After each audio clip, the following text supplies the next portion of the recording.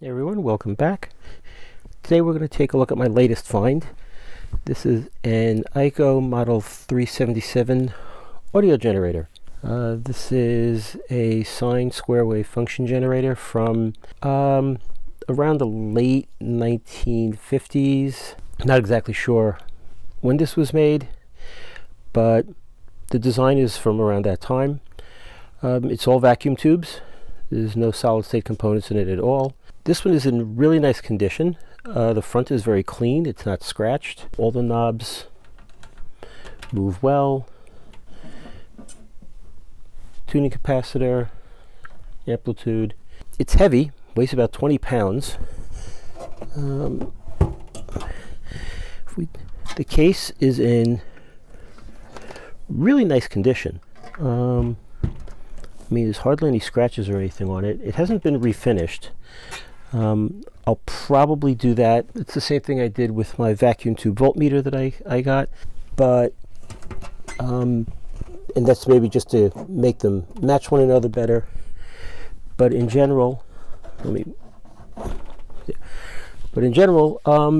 it's really nice and clean. I've plugged it in. It works. It's good. Not only does it work, but it's also still well calibrated. I'm thinking someone's been inside of it at some time and done a little maintenance on it, because most of the components in these are like, pushing 50, 60 years old, and components don't last forever. So I have powered it up before and it worked, but still, because it's got old parts in it, I've got it hooked up to my Variac.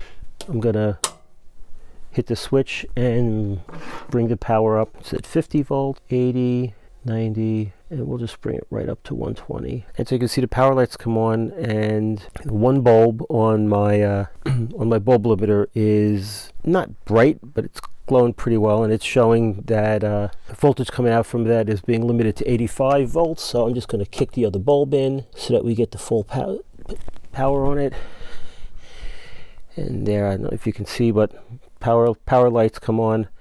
I love the power lights on these old units. Nice glass bead in the front. It has an actual incandescent bulb behind it. They just look really cool. So we're going to let it warm up for a couple minutes. It comes up to temperature pretty quick, but I'm going to pull my oscilloscope over, set it up on the bench here, and we'll take a look and see what this is producing. Alright, so we have the 377 hooked up to my HP 54603B oscilloscope. It's another eBay find, $100, working perfectly. Cute, nice and clean, cute little scope. So right now, the echo is set on band B.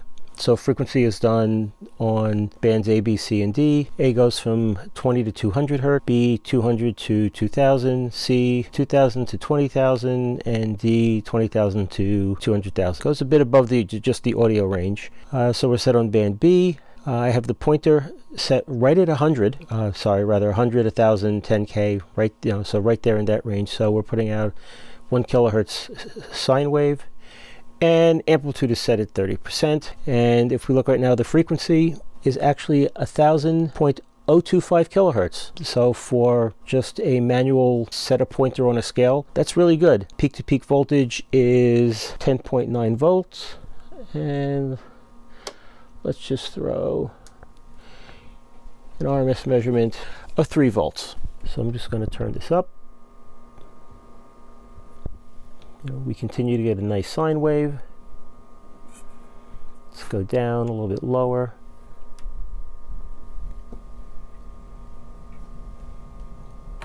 Go up to the next band, C. So this is so right now this is 25 kilohertz. Sorry, 2.5. Let's just see frequency. 2.5, yep. 2.53.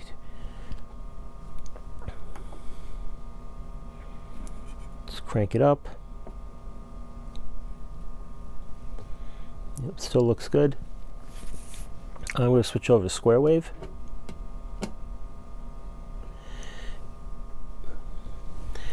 It says in here that the square wave is good up to about, I think it's up to about 30K, 30 kilohertz. So let's go up one scale here. That's this 20, this 30, 40, it starts to round off and distort. Yeah, after 30. And if we go all the way up, we get something that is not really a square wave anymore. But let's bring it down. Bring it down here to 200 hertz. That's a nice clean looking square wave. This generates a square wave by actually taking the sine wave, amplifying the hell out of it, and clipping it. You don't get amazing rise times on it. Let's take a look at what that is. Next menu, rise time. Yeah, 60 microseconds. Let's zoom in on there a little bit better. Yeah. You're not going to get fast edge square waves out of a vacuum tube signal generator. At least not this one. Billed as an audio generator. That's a good wave. I'm going to bring it all the way down to the lowest range here. Go back to a sine wave. Why is it not finding? Oh yeah, because you can't really auto set that low. Here we go. You may notice something interesting when if you change the frequency quick, it bounces.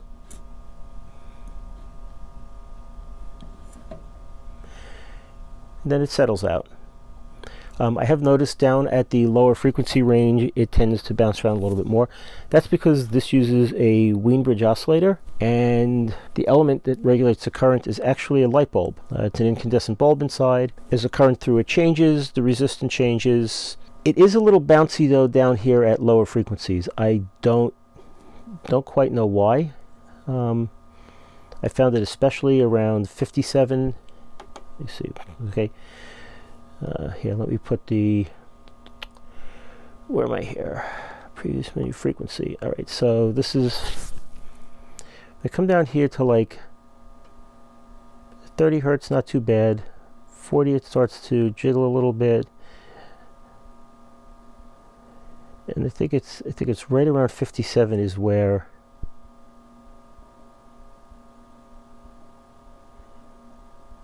it gets really a little wonky. On the plus side, as an audio generator, you're probably not going to be going down around 50 hertz too much for stuff. But so that's at 57. Then as I come up, 64, 63. And then after that, it's not bad. This is, I mean, if you were just looking to generate a tone, that's fine. And then once you get to the higher ends, it's really very stable. I mean, that's not moving around at all. It can put out some pretty decent voltage. Let's crank this up here. I'm going to crank it up to the max. And that's actually, it's actually a bit more than the scope will handle. Let me just do here, voltage, peak to peak, RMS. Let's drop this down just until it fits. So with no load, it'll do about 13 volts RMS output, or close to 40 volts peak to peak. That's into whatever the loading is on the front here, 1 mega ohm. The manual says it should do about maybe 16 or so volts into a kilo ohm. So I haven't looked at that yet. I will eventually. But yeah, for a piece of old equipment that I got for under $100 on eBay, I have to say I'm impressed with the condition it's in. I was fully expecting it to be really kind of dodgy and not working too well, but no, it looks nice. All right, so let's take a peek inside and see what this old beast looks like. This is the inside of the 377. We've got 1, 2, 3, 4, 5 vacuum tubes, or valves for you people over in the UK area. We've got 2 metal can capacitors. There's 2 caps at each one of these. Power transformer, choke, incandescent light for the front panel, and we can see we've got a trimmer cap here for the frequency, and there's a coupling cap out here for the output. I can tell by looking inside that this is a newer model, newer being relative. The original 377 had a 4-gang tuning capacitor. This has just got a 2-gang tuning capacitor. There's no corrosion inside of this at all. I mean, I see absolutely no rust, no corrosion, nothing. Somebody took good care of this. You know, some of these things can look, they can look pretty bad inside as they've aged. But this one is nice and super clean. Whoever owned it wrote the tubes types on here. This is a 6K6, 6 SN7. This is another 6K6. Over here we've got, I think this is a 6JX7, can't really read, and this is a 6X5 rectifier tube. So that's good, helps. Hidden down here in the corner, you can maybe just see it. No, it's just out of view. Is a potentiometer for adjusting it. So not a lot to adjust in it. We've got a trimmer cap and a pot, and that's it. So let's flip her over and let's have a look at the underside. All right, and this is where the magic happens. Looking very clean in there. Someone's been in here before. At least I'm assuming they have. This hookup wire seems not particularly old. A lot of times in here you see the old cloth covering over these leads. This all looks to be shrink tubing on these leads. So these are our precision resistors for the frequency setting. These caps look fairly new, as does this one. Does not look like it's really a very old capacitor. These are original paper caps.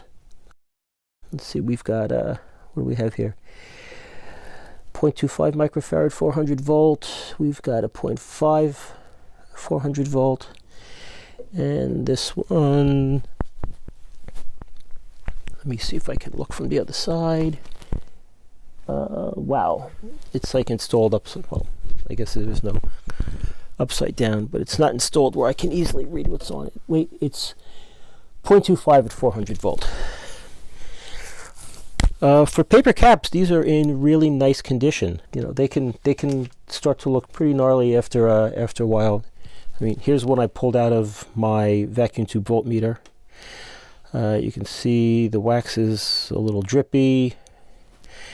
It's kind of dirty. I don't know what that is. And I got a few others in a bag here, and these are all really looking pretty sad. Here's another one. You know, so I'm guessing that maybe some of these, well, the paper film caps are usually replaced with newer film caps, so maybe there were only, I guess there were only 3 of them in here. I could probably leave them. I mean, the unit works, but you know, like I said, these are from the 1960s, so they're 50-year-old capacitors. I think the fact that they work is a testament to their design. But yeah, we'll put some nice new film caps in there. I have to check. I'll check all the electrolytes and see how they are. If they're in spec, if they are, I'm inclined to leave them. These are very clean. You know. Here's the light bulb, the incandescent bulb for the Wien-Bridge oscillator. Now, if I plug this in,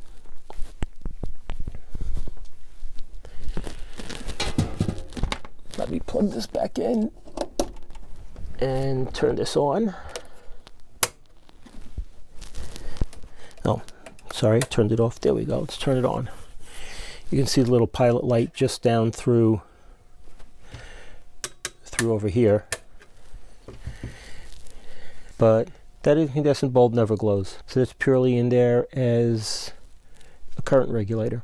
And looking around at the rest of this, a bunch of the carbon resistors look like they're originals, but they look in good shape. And the fact that this thing is in calibration would lead me to not necessarily looking to go in and replace those either.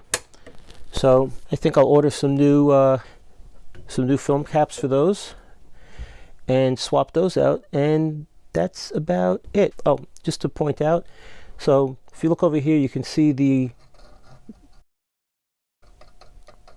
cloth coverings that slipped over the leads in between here.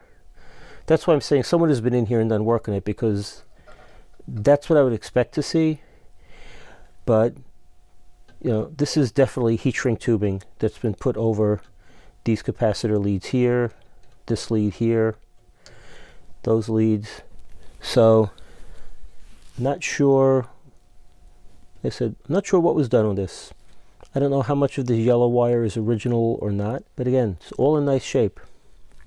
I got my replacement capacitors in, and if we take a look here, we're looking at the underside of this again, and I replaced the paper caps with these new film caps here.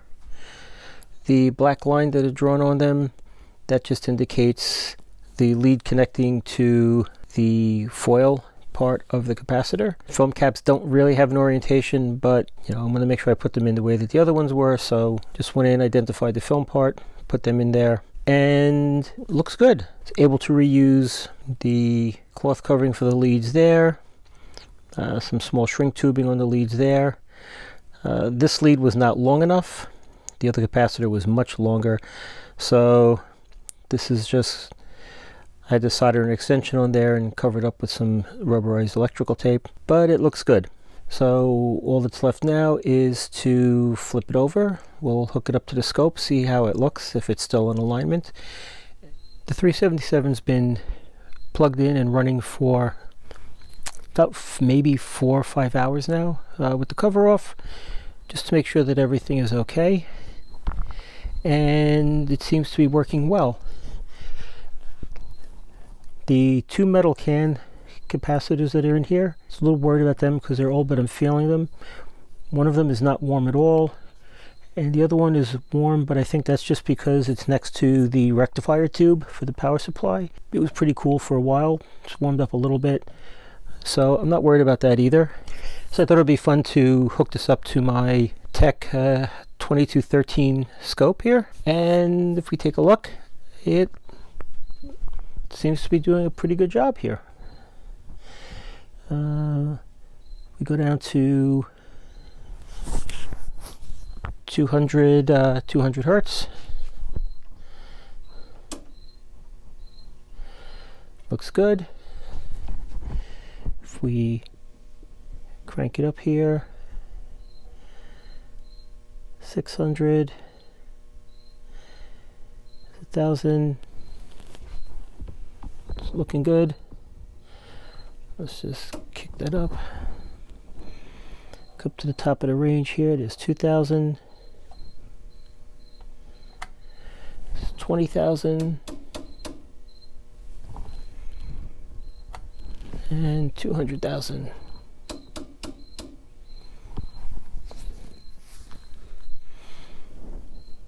Everything looks good with it. Go to square wave.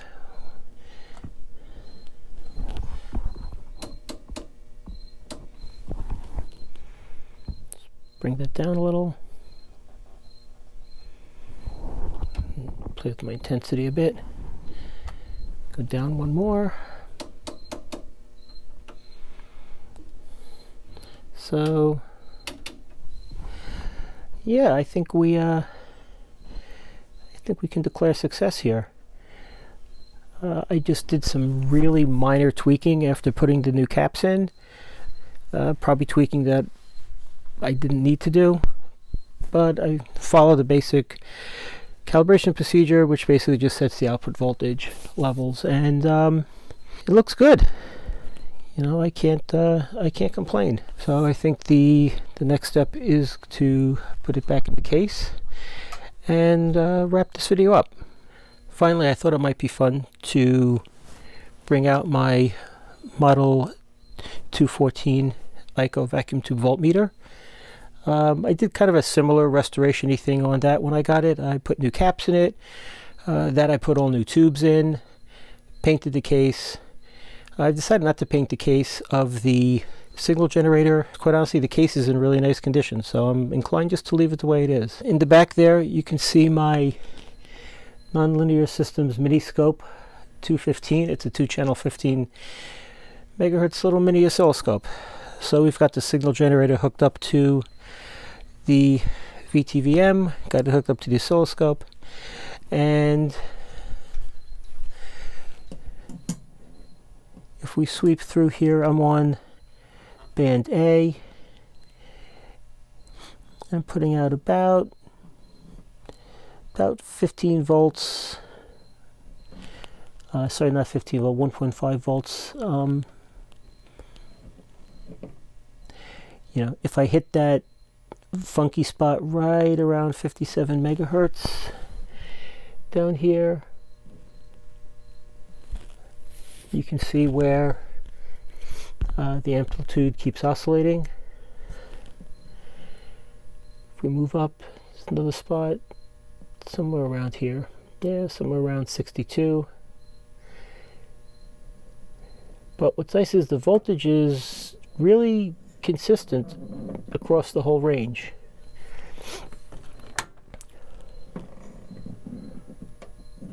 Come up here. Let me just kick in a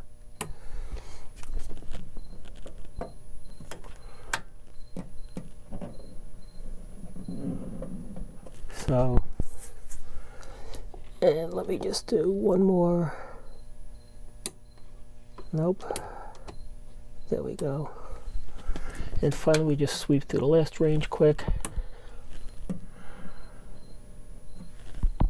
And there we go.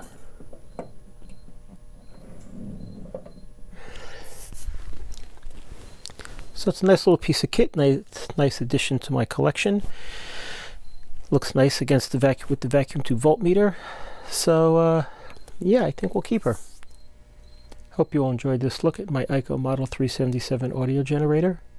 I had a lot of fun opening her up, poking around in it, doing a little bit of restoration, and getting it ready to run for another 50 years. Don't forget to like and subscribe, and I will see you at the next video.